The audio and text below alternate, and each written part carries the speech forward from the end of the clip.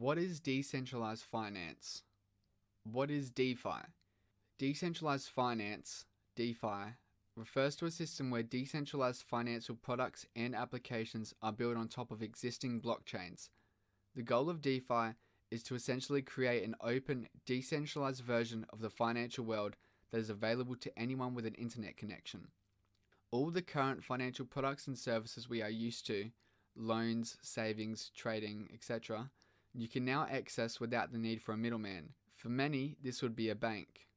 What makes DeFi different from traditional finance? Decentralized. No single person or entity controls the service or applications you are using.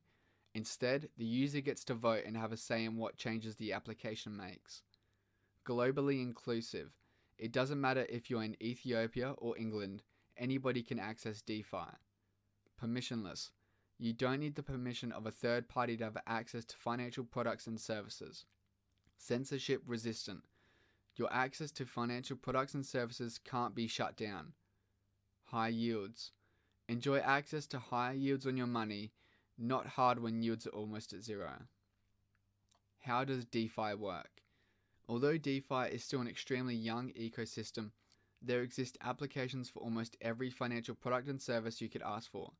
Stablecoins. Stablecoins are an important foundation of the crypto ecosystem because for the space to be sustainable, you need a stable asset. Stablecoins in the DeFi system work slightly different to those that are issued by a centralized company or exchange. Circle has its own stablecoin, USDC, where every USDC is backed by $1 in their bank accounts. Maker is a decentralized bank that has its own stablecoin, DAI, that is pegged to the US dollar. 1 DAI equals 1 USD, but is backed by Ethereum instead of US dollars. Anybody can use ETH as collateral and mint DAI tokens.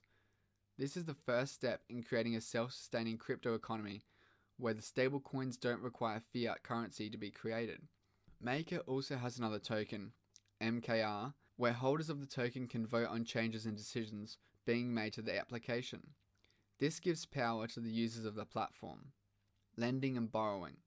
Similar to depositing your money in a bank or taking out a loan, those same services can be done through DeFi applications. Aave and Compound are the biggest borrowing and lending applications in the space. With an application like Aave, you can deposit DAI stablecoins into the platform and you will receive interest on your deposit. This interest rate is determined by how much of the total DAI in the platform is being used for lending, the utilization rate. Essentially, the more people that Aave is lending DAI to, the more interest your DAI will receive, supply and demand. You can also take out a loan by using your DAI as collateral. Similar to the interest rates on deposits, the interest rate on your loan is determined by supply and demand. If there are lots of people taking out loans in DAI, then your interest rate will be higher. However, if there aren't many people taking out loans in DAI, then your interest rate will be low. You will have to pay back the loan in DAI, but you can do with your loan as you please. This could be converting it to fiat currency to pay bills or to another cryptocurrency. All of this can be done without any third party checking your credit score or you being refused based on arbitrary rules. Anybody can deposit and earn interest or take out a loan as long as they have enough crypto to do so.